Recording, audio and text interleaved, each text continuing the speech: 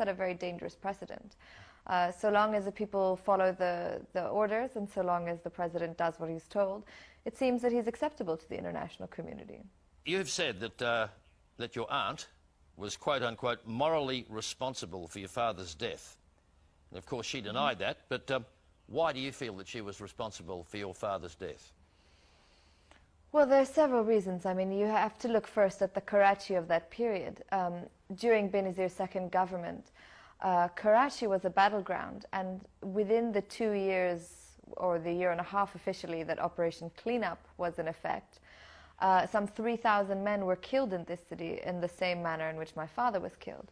The police and security forces were empowered to target and kill opponents of the government, people who'd been critical of the government's. But you're not saying she was directly responsible?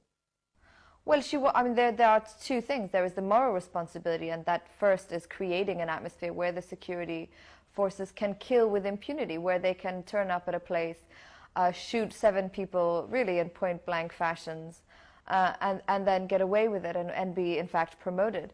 And then there's the actual responsibility, the governmental responsibility. Yep. And my aunt's government not only forbade us initially from filing a police report, which is every Pakistani citizen's right under the law. We had to go to the High Courts of Sindh to file a police report in my father's murder case. She also, after my father's murder, did not allow us to proceed with a criminal investigation, a criminal case. She put into place a tribunal that was to have no legal authority.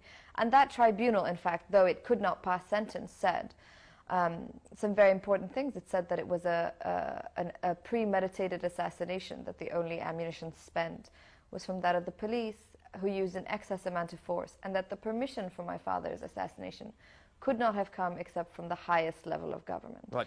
So I don't think it's just me who places the blame on the government at the time. You've said you don't believe in birthright politics, and obviously you're referring to the fact that the Bhutto family are regarded as one of the world's best-known political dynasties.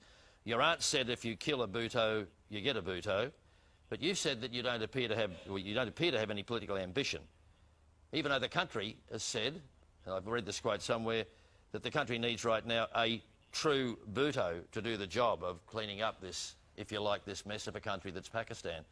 I mean, where does that leave you? You're very forthright in your comments.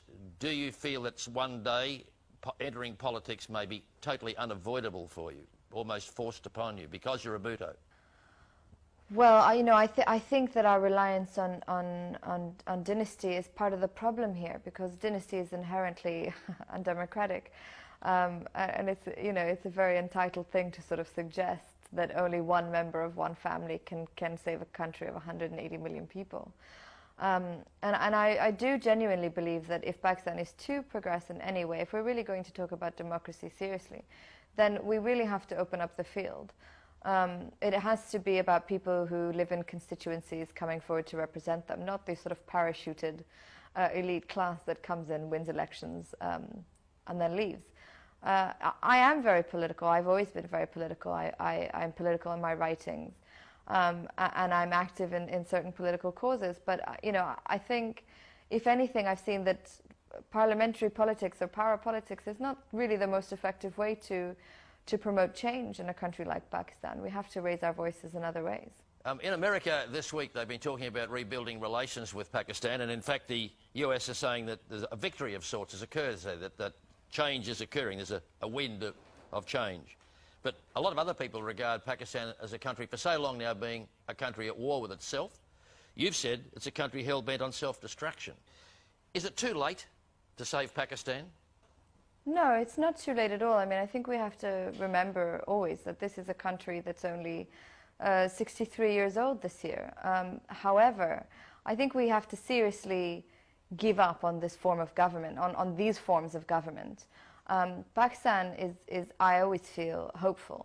Our system of government is not. And the system of foreign policy, whereby we do whatever is asked of us so long as the price is right, only proves to fundamentalist outfits and to militant groups that when we talk of things like democracy or we talk of things like foreign policy, what we're really talking about is being pro-American. Pro-America. So if you're not pro-America, there's no point. Well, unfortunately, the people who claim to be Democrats here and the people who claim to be working in democratic interests receive $10 billion checks from the United States of America, $12 billion. Now we're talking about $7 billion as part of this Kerry Lugar bill. You know, so it's one thing to speak of being supportive of democratic institutions, and it's another thing to talk about really being pro-White House policies. And unfortunately, in Pakistan, these governments have decided that they are one and the same thing. And that's a very dangerous thing. Can we talk about the Obama administration and Barack Obama's attitude towards Pakistan? You've made quite a statement when you said he's remarkably Bush-like in his approach to this whole problem of Pakistan. Do you think that the Americans should back off and just let Pakistan sort its own problems out? Because they're actually involved now in conflict, what with the drone war, as we could call it, that's going on in the northwest. I mean, why did you think that Barack Obama is remarkably Bush-like in this approach? The rest of us like to think he's different. Well, you know, I think we have to also look at the fact that Pakistan is still reeling from what America did to us in the 1980s. A lot of the problems we have today are really aftershocks, if you will, of our American adventure and Afghan adventure of the 1980s. And now we look at Barack Obama, and like everyone else my age, really, I was incredibly inspired by President Obama during the campaign, and really hoped that his time in government would be very different. But just this week, there have been, I think it's 9 people killed in 2 separate drone attacks over Pakistan. So not only has Barack Obama escalated the war in Afghanistan, but he's brought a new war to the front. He's brought this war in Pakistan. He continues to prop up... They're involved in it, in fact. They're now directly involved. Well, yes, and he's you know, again, as President Bush did, he's supporting these corrupt and illegitimate governments within the country. He is really just pouring money into again, these very corrupt coffers, as President Bush did. So, you know, in the Bush era, we heard about $10 billion checks to the Pakistani army. Well, it's not that different now. Could we finish on this note? I'd love to keep talking to you, but unfortunately we can't. Hillary Clinton said, when she became Secretary of State, that Pakistan poses a mortal threat to the security and safety of not just the US, but also to the world.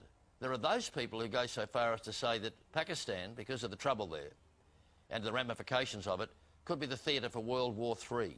Now, as awful as that prospect might be, do you think that's a possibility, that your country could get worse before it gets better, and a lot of others in the world might get involved in it?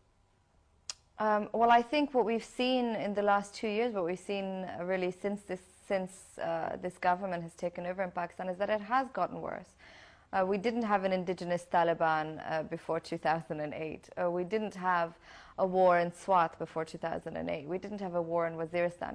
We never, in our 63-year history, have never allowed unmanned predator drones from any country to fly over our skies and kill our citizens. You know, certainly it is getting worse, and it is getting worse because of this involvement, because of this extraordinary American involvement. What would prompt you to pick up the cudgel, as it were, not of the Bhutto family, but your own, and get directly involved in politics? What would take it to get you involved?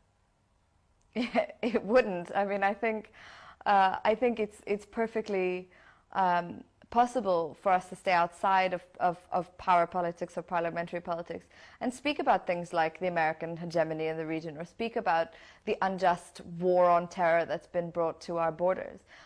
In fact, if you look at people within our government, they seem to be quite enthusiastically fighting the war against their own people at the behest of the United States. So it doesn't seem to me that the strongest way to oppose this is by joining politics at all, but just to keep speaking and just to keep talking about it. Yeah, I guess what you're doing now, speaking on television and writing books, is what your contribution is. We have to leave it there, unfortunately, but all the best with your life and your book. Thank you. Thank you for having me.